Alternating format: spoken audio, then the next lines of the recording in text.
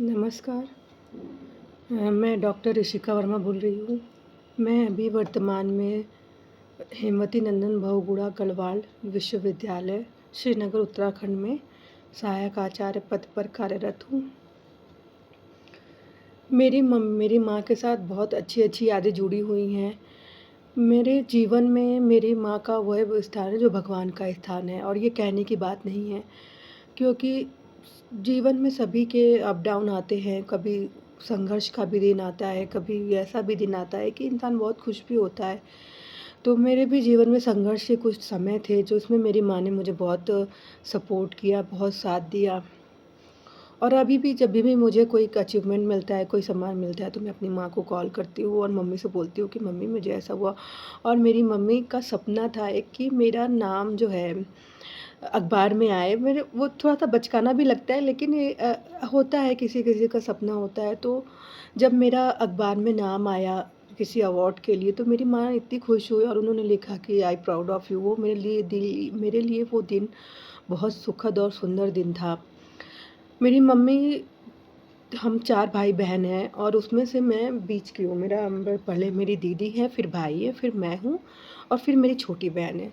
चारों भाई-बहनों में मम्मी अभी भी कहती है कि तुम ही को सबसे अधिक मैं मानती हूँ, प्यार करती हूँ, और ये सच है कि इमोशनली मैं अपनी माँ से बहुत अटैच्ड हूँ।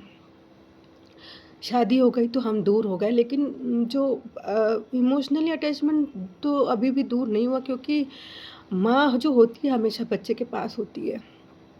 तो एक ऐसा समय आया था जब मैं बहुत परेशान थी, कोरोना का टाइम था वो। तो उस समय मेरे हस्बैंड मेरे पास नहीं थे, मैं ससुराल में थी। और ससुराल में मेरी सासू माँ ने मतलब होता है, सबके साथ होता है, सबके संबंध अच्छे नहीं होते अपने ससुराल में सासू माँ से ख़ासकर। तो मेरे साथ भी ऐसा ही था। मैंने कोशिश की लेकिन हो नहीं पाया। तो मेरी मम्मी ने मुझे उस समय कहा कि बेटा, मैं हमेशा तुम्हारे साथ हूँ। कोई भी प्रॉब्लम हो, अगर तुम्हें आना है मेरे पास तो मेरे पास आ जाओ। लेकिन मैंने ये निर्णय लिया कि मैं अपने मम्मी के पास नहीं जाऊँगी और मैं संघर्ष करूँगी और मैं वहीं रहूँगी, और मैं अपना मतलब कोशिश करूँगी कि मैं उससे निकल पाऊँ। और उस समय मेरा छोटा बच्चा भी था। तो 1 साल हमने बहुत बुरे गुज़ारे, क्योंकि उस समय मेरे हस्बैंड आ नहीं पाए थे, लॉकडाउन लगा था। तो मेरी माँ ने मुझे बहुत सपोर्ट किया और मेरी छोटी बहन ने। तो अभी भी शादी के बाद से मैं रोज़ मम्मी को कॉल करती हूँ, मेरा आदत है। थोड़ा-सा ही सही बात हाल-चाल लेने के लिए ही सही, मैं अपने मम्मी को कॉल करती हूँ, उनसे पूछती हूँ कि मम्मी कैसे हो? मम्मी को टाइम नहीं रहता, क्योंकि वो पूजा-पाठ ज़्यादा करती है और 1 डेढ़ घंटा वो पूजा करती है, तो मेरी माँ के पास ज़्यादा वक़्त नहीं रहता है। फिर भी वो फ़ोन नहीं उठाएँगी और कहेंगी कि मैं ठीक हूँ और तुम ठीक हो ना? और जिस दिन बात नहीं होती वो कहती हैं कि रचना कैसी हो? व्हाट्सएप करके कि तुम्हारा तबीयत ठीक है ना? आज तुमने फ़ोन नहीं किया, कॉल नहीं किया। तो मेरी माँ के साथ तो बहुत सी यादें जुड़ी हुई हैं, लेकिन ये छोटी-छोटी बातें जो हैं वो हमेशा मेरे दिल में रहती हैं।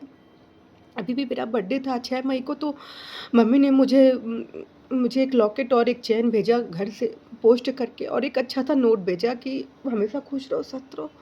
तो माँ के साथ तो मेरी इतनी यादें जुड़ी हुई हैं कि मैं समय बीत जाएगा और मैं बता नहीं पाऊँगी, लेकिन जो माँ मेरे लिए है वो कोई नहीं हो सकता है। कभी नहीं हो सकता है वो।